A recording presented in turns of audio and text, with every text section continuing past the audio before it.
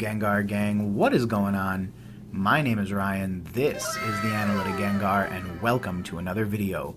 In today's video, we go over Pokemon news updates for the week, and dare I just say, there has been quite a bit of stuff going on. So, without mincing too many words, let's get right into it, as there is tons of content and updates to go over. The first thing is happy late Pokemon Day to everyone watching the video. Pokemon Day was this Saturday, and it marks the 25th anniversary of Pokemon. Pokemon Day, in case anyone is curious, is the birthday for Pokemon, so it's the day that universally everyone sort of accepts, like, hey, that's the day. So, happy 25th birthday, hoping for 250 plus more years. And it's super excited because there has been tons of fanfare over the 25th anniversary of Pokemon. Obviously, we had the Diamond and Pearl remakes put out. We had Logan Paul's box break. We had a whole bunch of YouTubers kind of doing their own thing on the side as well. So there has been tons going on, and it has been really fun to kind of see the community come alive again. With that said, it was kind of awkward because I put out a PSA video but completely blanked on the fact that it was Pokemon Day. I realized after the fact, and I was like, oh crap, I should have probably done a different video. But either way, hope you all had a great time. There is tons of content from a lot of different YouTubers, including vintage pack openings, obviously Logan's box break, and a ton of other stuff. So there's definitely tons of content surrounding this, in addition to what Pokemon itself is doing in the form of the Post Malone concert and tons of other stuff that's going to be scheduled throughout the year. Now, over the weekend, obviously coinciding with the 25th anniversary, there was also tons of stuff going on. And as you can see on screen, one of the big headline events was the $1 million first edition base set booster box break that was hosted by Logan Paul. So you can obviously check out the video here, and this is an article by Hypebeast that just kind of outlines some of the stuff. Some key facts and figures to take a look at is Logan Paul did in fact spend $2 million on 6 first edition base set booster boxes. He announced a couple weeks back, and this channel, as well as many others, covered pretty extensively the fact that he put up the 36 packs for auction via Golden Auctions. They ended up selling for, somewhere in the range of like 40 grand a pack US, meaning or implying that the actual pack the actual box itself was worth somewhere in the range of $1 million altogether. Now, in a previous video, I kind of covered where the packs actually sit in terms of price, and obviously there was a whole bunch of hoopla over whether or not this would force the prices of packs upwards. Ironically enough, right after Logan announced this box break, the Pokeju, a Instagrammer, also coordinated a sale, and that sale set at the time the new highest price for a booster box, and that would have been $450,000. So that's actually pretty impressive, because that's currently where the price of booster boxes sit. And obviously, even though Logan Paul's box sold for $1 million, there are several different factors that cause that to be the case. And so, as I've said before, this price that you're seeing here, this approximately $40,000, may not be the truest indicative price for these packs. Now, what's cool is that Logan has now done the box break, and there has been a ton of interesting stuff that happened during that stream. Unfortunately, we did not get another collectibles guru goof moment that we can all make memes of for the next couple of weeks, but that's quite alright. Frankly, I could do without another $30,000 Bulbasaur fiasco. But there were some really interesting things to come out of this box. So if you don't know the history behind the box that was broken, it actually belonged to TCA Gaming. And TCA, I believe, purchased that box about a year ago now, right when, the price of these boxes was getting to the point where it was a huge risk to purchase one and let it sit in your collection without having verified its authenticity. So when Rusty purchased that box, he ended up going on YouTube, opening the box and weighing the packs. And this was effectively the best way of sort of verifying its true legitimate contents. Then, on camera, Rusty went ahead and sealed that box up again. So he basically did the sort of tamper-proofing method where you open up the box, you check and verify its contents, and then you seal it back up in a way that effectively tamper-proofs it, and then he would point people to those videos in the future. Obviously, now that he sold that box to Logan, you kind of get a closed loop of that entire experience, because now you can go back to that box and watch it be opened, have the packs weighed, resealed, and then obviously Logan cracked the seal one last time to open up the packs a couple of days ago. Interestingly enough, that box was actually really good. So it had 3 Chanseys in it. It had a full set of starters, meaning you pulled at least 1 Blastoise, Venusaur, and Charizard, and Logan actually pulled 2 Raichus and 2 Charizards. So in the grand scheme of things, it was actually a pretty, like a really good box from the perspective of what was contained within it. The running gag now, and this is something that Logan said during streams, was that he's the king at pulling Chanseys, and ironically I would have to agree with him, because at this point he's pulled 3 alone from that one box. I was kind of hoping there were going to be 3 Charizards in that box, but there were not, but that's quite alright. In the grand scheme of things, 2 folks walked away with 2 really well-centered and well-cut Charizards, both of which I have a feeling will be receiving PSA 10s. And that's not based on, the fact that I think, like, oh, PSA is going to be soft on these. I think it's just genuinely going to get a 10 because they were really good-looking cards. And I think that that's going to really do those cards well.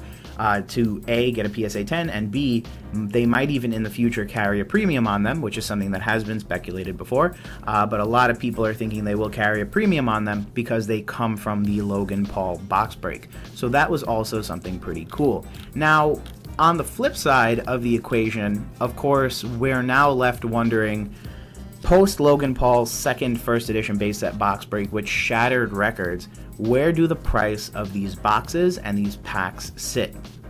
Well, there's tons of questions up in the air right now. We know for a fact that the Pokeju is the last person publicly to have announced the sale of a box, and he basically middlemaned a transaction again for $450,000, which means, the prices are continuing to steadily creep up. And now the only real question is, what is going to be the terminal price on some of this stuff? Obviously, if the price of the box is climbing and the price of the graded slabs is not, there is perhaps a little likelihood that there's going to be some price adjustments in the future, meaning either the price of the slabs is going to rise to match sort of the ratio that it would have otherwise naturally maintained with the sealed booster box, or perhaps the sealed booster box will decline in value to sort of match the underlying demand for the individual graded cards or individual raw cards. Now, I personally think the second is unlikely to happen. I don't think there's going to be a retrace of the first edition base set boxes. I think the opposite is likely true. We will see sort of a quick shift upwards. So basically what will happen is some of the graded cards, especially the high demand stuff like the starters, the hollows, and some of the more universally loved common cards will increase in value as PSA 10s, and that will sort of reflect the fact that the booster boxes are also selling for an increasingly high amount of money. The other thing to bear in mind is that the chase card in any particular set typically sells for a price higher than the booster box. So for example, if you're looking at base set first edition, obviously the PSA 10 Charizard is probably going to be more expensive than the sealed booster box itself. And history tends to dictate what that proportion might be. Right now, there is a PSA 10 up for sale on Golden auctions, and it's, I believe, currently sitting at around close to 400,000. Chances are it's going to sell for $500,000. And again, this isn't something that Logan Paul did or touched, or this isn't something that some famous person touched that we could say, oh, hey, there is a likelihood that there is something else influencing the price. This is just a first edition base set card on a auction site. And I think all things equal, we should expect to see that card sell for $500,000, meaning that these boxes are selling for $450,000, and the individual chase card, like the card you want to pull from that set, is probably going to be a flush $500,000 card. graded as a PSA 10. So with that said, there's tons to watch and see here. I think anyone who has any type of exposure to first edition base set stuff is going to be in a good spot, especially with tax season coming up. I have a feeling that although there wasn't as much hype over this stuff, there is going to be sort of a ripple effect as more and more individuals come into the market, and frankly that's what a lot of investors want. So I think that will be an excellent thing to watch, and I think it'll be really good to sort of stimulate some of the microeconomies that exist in the hobby right now.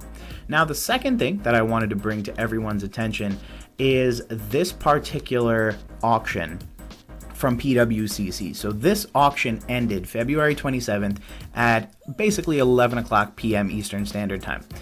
Now, if you know what this box is, and you watch my channel with enough frequency, you know that I've done a video about EX Deoxys as a booster box.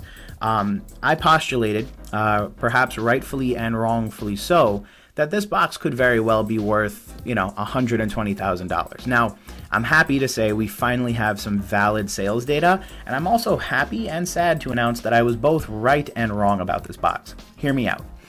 Now, of all the PWCC auctions that I could have shown, I wanted to specifically speak about this one. Just so you're aware, a few trophy cards also sold for record-breaking prices, and some people have decided that the prices they ended up selling for don't meet the hypothesized expectations, and so that could be seen as a sort of shrinkage in the community. So basically a slight market decline or a slight market retrace. Basically, people aren't spending as much money on Pokemon now as they were in perhaps October of 2020. But all things considered, this is perhaps one of the most valuable sales items that I think we're going to get for the year 2021. The reason for this is because this is a huge win for the EX era and EX collectors. And the reason for that is because these boxes are so painfully rare that they very rarely ever go up for auction. The last EX Deoxys box I remember going up for auction was one in similarly rough condition, and it sold for, I believe, $6,000 or $7,000 back in the summer of 2019. So that was almost a year and a half ago, and it was super crusty, but someone picked it up for a really good price. This is the next time this box sold. Mind you, in that same year and a half, how many first edition base set boxes have we seen broken, opened, bought, sold, purchased, right? There's tons of data on it. We can very clearly see the increase in price. But this is such an interesting box because you don't see it pop up every day, and that's not to be exaggerated. The other big thing that I think is significant about this sale is its final value of $60,000. I'm going to scroll down so you all can get a better look at the box itself, but it's obviously not in the best condition. There is this sort of huge divot over here where my mouse is that looks almost like the box got squished. Then if you flip it around, the bottom is kind of crusty looking. One thing to note is that it is the box that is for sale outside of North America and Japan. And then if you look at the side profiles of the box, again, the plastic wrapping is a little wrinkly, nothing too crazy, and the box is more or less there. The one thing I'll say is on the side with the Rayquaza, you'll obviously see that huge divot, and that is probably caused by this side getting scrunched in. Now, you don't see these pop up every day, and when you do, it's interesting to see what they're going to sell for. $60,000 is an interesting number to say the least, and here's why. In Pokemon, very few booster boxes ever break the $50,000 mark. The first one would have been the first edition base set boxes. Skyridge, I believe, has broken that. Shadowless has broken that, and this appears to be the fourth box to break that. Now, I could be wrong about that, and I'm sure there are other booster boxes out there that have the potential, but I think what is so significant about this particular box and this particular set is that it's one of the few booster boxes to ever go up for sale for more than $50,000, which again is a huge milestone, especially for the EX era, which again was oftentimes seen as sort of the one of the least popular and one of the least produced sets. And as a result of that, of course, the vintage market is now eating this stuff up because it's in such small supply and in such rare quantity and quality that it can often be difficult. So imagine that, a box that looks this crusty, and I'll be fair and objective here, this isn't the best looking box ever. There is, for one reason or another, pretty significant, crusty dustiness to this box, and yet it sold for over $50K, which again, very few booster boxes ever do. And if you look at the sets it's coming from, it's pretty obvious that this is going to be a historical set. So when I made that video a couple weeks ago saying, hey, this may have merit as a $120,000 box, I now believe that more so than ever. I mean, admittedly, it's not selling for that right now. Obviously, it sold for half of that. But I do think there is a lot of merit to this box, and this sale goes to prove that. 117 bids, sold for over $50,000. It has made its name as one of the most expensive sets because everything else rarely breaks $40,000. So to cross the $50,000 threshold and even go above that is a huge, significant indicator that this box, and particularly that Gold Star Rayquaza that is in this set, will be another type of blue chip Pokemon card investment that you can make in the future. In the same way that there was a time when you could buy a first edition base set box for $50,000, here's your opportunity to get one of these for about $60,000. In a couple years, if one of these sells for $180,000 or $200,000, it really won't surprise me. All it's going to take is someone like Logan Paul breaking one of these open, and honestly, I don't blame him if he doesn't do this, but you get where I'm going with this. A little bit of, shining the spotlight on Deoxys and talking about gold stars, it'll cause massive influx. And after that, I can easily see this box going for a significant amount of money. It's following the same steps that many other very, very famous and important sets have, like Shadowless, like base set, like Skyridge. And so I can easily see where this box is headed and its sort of trajectory, and it's going to be very similar to those types of boxes in the future.